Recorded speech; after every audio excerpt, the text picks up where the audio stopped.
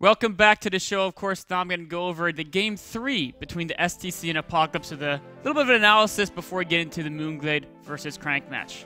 We're in a situation here on Whirlwind where a couple things you want to note are the fact that the food counts are very even. Both players are on 3 bases if you don't count the hidden base of Apocalypse in that corner that's not really being utilized right now. And what's awesome about this current situation is it all looks even, but we're at this spot that I'll explain why a lot of Terran players don't like to go mech on this map. Because if we take a map and we look at it from this point of view, from the overall map point of view, if you're going mech and your opponent controls the middle of the map, all of a sudden you're stuck in this position where you as a mech player, very difficult to take this space over here or this space over here, because trying to defend between these two bases, your opponent has much shorter lines to either of these bases. It's very, very difficult to take a 4th base when your opponent has the middle of the map. Now, this is always true on Whirlwind, but the difference with mech is that if you're the player who has the 4th, if you have the player as the middle, let's say you're mech, you control this middle area, you can't do the same thing to deny your opponent those expansions. If your opponent has this space here, yes, you can go there quickly and kill it. But if you do so, because mech is so slow, you're exposing yourself to massive counterattacks down the other side of the map, and you can't get back in time to defend. If you're in a base trading situation, it almost always favors the player with the bio unit. So, mech can't really take advantage of the central map control nearly to the extent bio can, which is why this map is not as favorite with mech play. And as we get back in the game, we can exemplify this. In this situation, the STC, he makes a little bit of a blunder. He leaves some of these tanks here, gets some of them blown up, unfortunately. But going forward, as we get into the game, fast forward this just a few minutes, you can see that as he has central map control, it's very difficult for Apocalypse to do anything but a straight frontal push. Now, Apocalypse, because he has such a strong army, is able to make this straight frontal push actually work out okay for him in a relatively even trade. But he's not able to gain much from that. All he can do is go head-to-head with his opponent, and his opponent has all these opportunities to expand.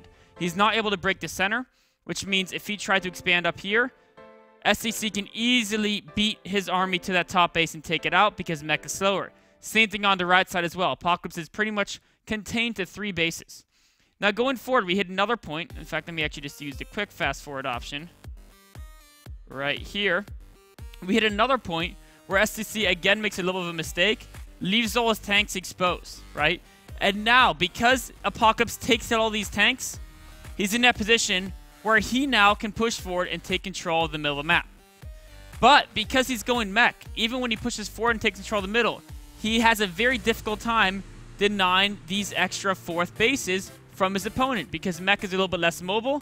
And that means that, yes, STC made a little bit of a mistake, lost the tanks. Apocalypse now can push forward, take map control. But even with map control, because he has a mobility disadvantage, as we fast forward, as we can see, even when he gets in a sweet spot like this, his opponent can simply just counterattack. And as we all know, bio versus mech, if it's a counterattack situation, it generally favors the bio player, because when you're trying to push forward and quickly overwhelm your opponent's defense, bio can stim in there and break a defense as long as it has many more units than the defenders do. On the other hand, when mech tries to break a defense, it takes a long time. It has to slowly push forward. And if the mech player feels he has to push quickly to break a defense, that's when it all of a sudden starts to not work, because tanks in unsiege mode aren't quite as effective, as we can see here. Cleaned up very easily by the STC, and STC is now double his opponent's supply. Really cool thing about that game is the fact that STC used the power of mobility to win that game. We saw when he had central map control, denying Apocalypse the 4th base, taking a 4th and a 5th of his own.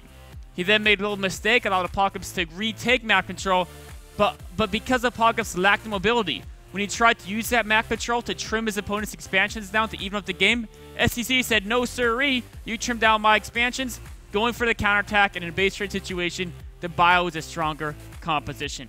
That's, of course, why STC took down that game. It was a really great series, all 3 games. STC won that 2-1. Our next matchup is going to be Crank versus Moonglade. We'll bring you guys an interview with the 2 players after a short break.